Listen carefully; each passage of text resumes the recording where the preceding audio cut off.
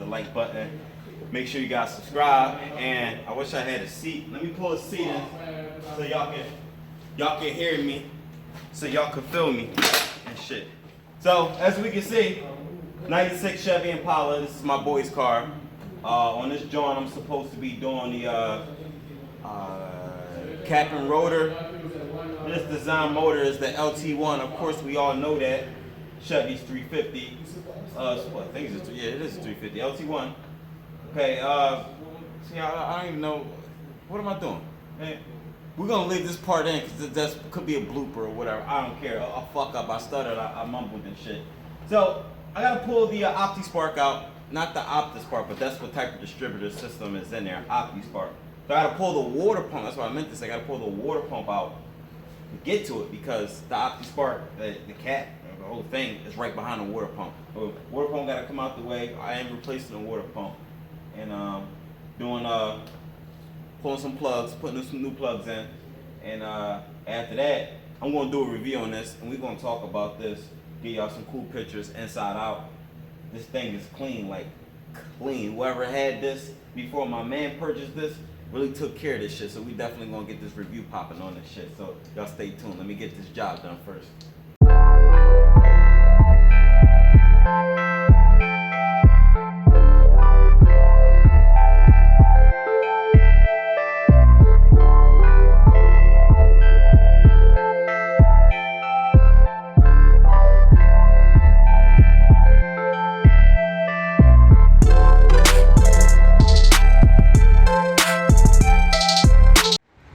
YouTube, what's going on? Leekautorepair.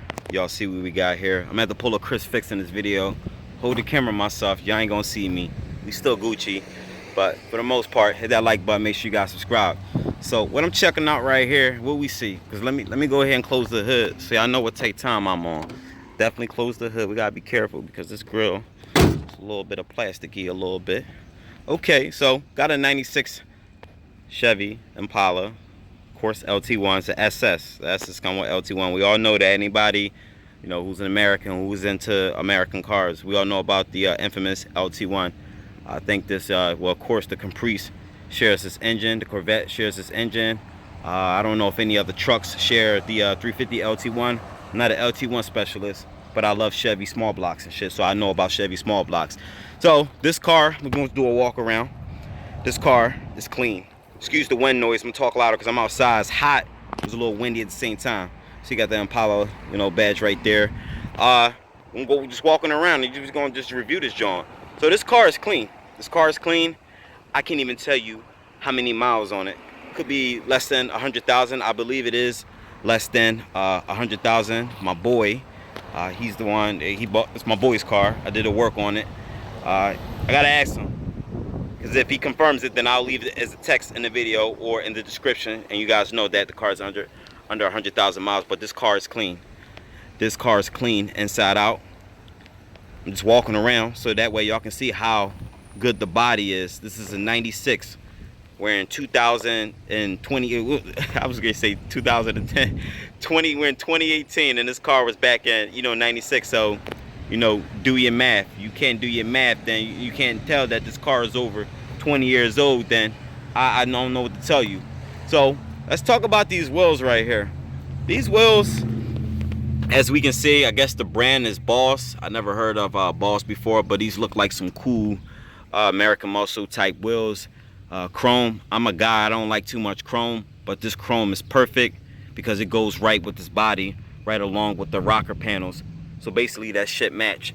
My man got this, I guess it came, or must have put it on. I don't know if these cars come like it, but we all can see the drill slider rotors and the original Chevy brake caliper. Got it nicely painted with the decal on there. That's real good. We definitely gotta let motherfuckers know what kind of brakes we rocking out in this joint.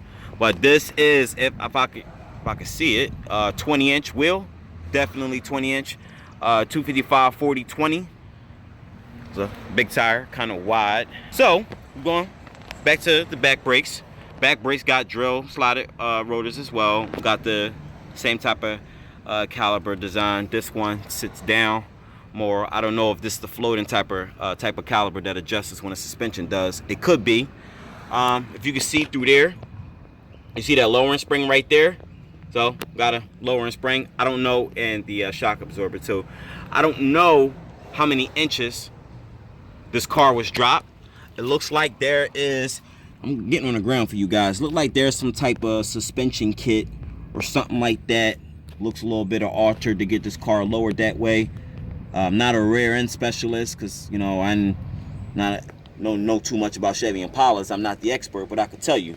But I'm underneath the car. You see the it looks like a BORLA exhaust, if I can remember. It looks like BORLA. I'm reading like upside down, and he got this CATBACK all the way up to the front.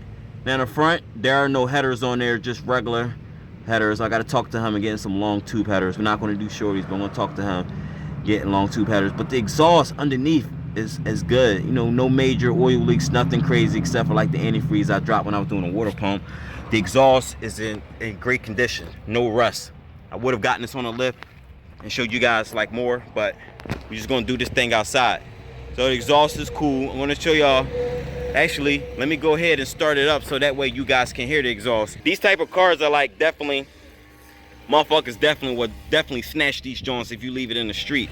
So it's good to have it parked in the driveway or whatever you can see it at with a banging ass alarm in it and shit. Put a low jack in it if you had to. You coming out, man? All right, so I'm gonna go ahead and start this.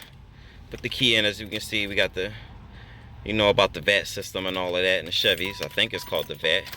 We all had a point in our life when we had to bypass it with resistors. If you guys don't know nothing about that, too young. All right, so go ahead, crank it over. All right, we see the check engine light is on. The check engine light is on for P0400 for the EVAP and the P1441. I think that's for the EVAP purge something. I don't know exactly. I didn't get involved in it. I was just curious of what the codes was on for. But as we can see, yeah, check engine light is on. The car runs good. No other problems. It drives really great. Radio works. All of the speakers work. Like all of the speakers. Radio's in good condition. No buttons are faded out like Chevy is known for. Let me turn this down. Got the heater works, of course. And the air works, literally. I'm turning this air on right now. Heard the compressor kick on. Air's coming out cold. I think I had it on a few minutes back before I recorded this video, but this motherfucker blows out fucking cold. This motherfucker Gucci. I'm gonna turn it off because I know y'all hear a lot of the fucking air noise and shit. The dashboard, we all know about Chevys and General Motors. Dashboard always get cracked up and shit. As we can see, this dashboard is intact. You know how when GM, I don't know what's up with them, if they knew that the sun was definitely hitting the dashboard all the time, and it definitely fucks up the surface and makes it all brittle and shit where it can just easily break. Maybe this car was garage kept. I believe this car was garage kept. Sorry, I'm fumbling my words, but if you give it time, you leave this bad boy out in the sun all day, you will fuck up your dashboard at some point. But this dashboard is in great condition. I believe my man, he got like a driveway and shit. If you guys see this flashing, I see it through me recording, but it's not flashing at all. It just looks like it is, but I see it flashing through the fucking video and shit. I don't know what the fuck is going on. Whatever. But I don't know if he keeps this outside. I'm not sure. He has a driveway, but I wouldn't leave this fuck outside. Fuck no. So I'm gonna go ahead and hit the exhaust for you so that way you guys could like hear something. Let me. A little back pressure there, ain't nothing to it. The exhaust is not aggressive, it's not drawling. If anything, you hear the motor more than the exhaust. You hear a little bit of exhaust, but you hear the aggressiveness in the motor. The exhaust could use some opening up, but like I said, I'm gonna talk to my boy about that, get this thing opened up for him, see if we could do exhaust options. But he already got, you know, some type of half exhaust on it, so maybe you don't want to put anything on. Maybe you don't want to be all loud, drawing, you know, up and down the street all fucking loud, because that's how I like my cars. I like my cars extremely loud. Exhaust, no restrictions on my fucking exhaust. I want straight flow from the top, from the head, straight all the way back to the ass of the car. That's how I fucking roll and shit. So we're gonna go underneath the hood. So just give me a second. All right, as we can see, everything is original, damn near original in this car. That's why I'm all over this shit, because it's fucking original. Damn near, like everybody who got like Caprices and Impalas, they don't take care of their shit. They let their shit get all fucked up and shit. This car is in great condition. So my man definitely knew what he was doing when he grabbed this and shit. So, as you see, ain't much to talk about. LT1, LT1. We could use an air intake there, definitely. Possibly a supercharger, but that's talking too far in the future. I don't know if my man rocks this as a daily driver. Most likely, I'm not sure or whatever. So, you can see, it's going around. As I said, car has AC. Car is good. No leaks under the hood, except for when I drained the coolant and shit. Everything was good. The suspension is tight. Nothing loose in the suspension. Everything was fucking good. No exhaust leaks. You know how GM is known for the manifolds always missing a bolt at the corner or whatever and it's leaking. This shit ain't the fuck leaking, period. Both banks is cool.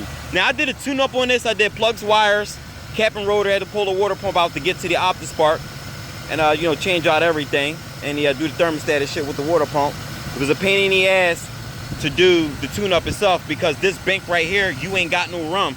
So I had to take this wheel off right here and kind of sneak through it. You can take this whole wheel well out, but maybe another part underneath here. I believe so. It is another part underneath here, but the inner part of this, you can take the whole thing out. I didn't take it out. I pretty much snuck it in. My arms is kind of like scraped up a little bit. This bank over here, the driver's side bank, this shit was Gucci. It was easy. Maybe one plug I had to get in from the wheel while I left the wheel on, but I snuck it in through here. So pretty much everything went well. Doing the whole OptiSpark thing, pulling out the water pump is a pain in the ass. I don't know why they put it back there, but where else would they was gonna put it at for this type of engine? I don't know. I'm not a GM specialist. I just know what I know. So yeah, everything works good. Everything is Gucci and shit. This antenna, I'm not sure if this antenna works. We might just get at a shot, so give me 1 second. All right, look like it ain't got no button for it or whatever, but it looked like it's those telescopic ones that go up and down. Maybe it was supposed to go down. Maybe the motor for it don't work, whatever. I ain't no antenna specialist. I'm not a specialist at a lot of stuff. So let's talk about this. You know how certain GMs, the door, like, you know, the windows won't fucking work and shit. Like all of them, you at least got 1 or 2 regulators. Shit, sometimes I know people with fucking 3 busted regulators and they only got 1 window working and shit. But we see the switch is all intact, the buttons are not faded, and that's literally at every fucking door panel and shit. It's fucking good. All of it work, all of the windows work. I can really like operate these bitches. No fucking problem, no type of fucking drag whatsoever. They all fucking work. You can't sit here and say that, you know, GM they suck with cars. You just gotta take care of the motherfucking shit. You don't take care of your shit gonna take care of you. You feel me? So everything Gucci with that. The door locks work. I love these buttons. Got like that caddy feel to it. Like, you know how hard it hits? Definitely. The mirrors. I don't want to adjust my boy mirrors, but I'm pretty sure these mirrors work. I want to adjust the settings because, you know, he taller than me and shit. I love these belt buckles. The seatbelt GM thing. I remember being in a store and I saw like, you know, when you buy a belt for your waist, they had a belt like this and the buckle part was the GM joint. That shit was hot. Actually, I think my man Karam might got it. No, I think he got it at a Honda one or whatever. But I seen this before. Somebody with it, or I seen it at a store. This shit was Gucci. This shit cool. All of the seatbelts work. Everything fucking click. You got your floor shifter. I don't know if the other one, the Caprices or the regular Impalas, come with the column, you know, shifter. But this one got the floor one. So that's cool. So let's look at the headliner. I think that's what it's called. Headliner? Yeah, headliner. So I hate headliners because when I had to do some work like remove a sunroof or do something like that, I always try to like recommend another one because the odds of you creasing it are very fucking high. But the headliner is intact. Maybe a little scuff up there or a little torn a little bit, but overall, they ain't like nothing like hanging down, nothing sagging, no bubbles or nothing like that. Didn't deteriorate, still got its color.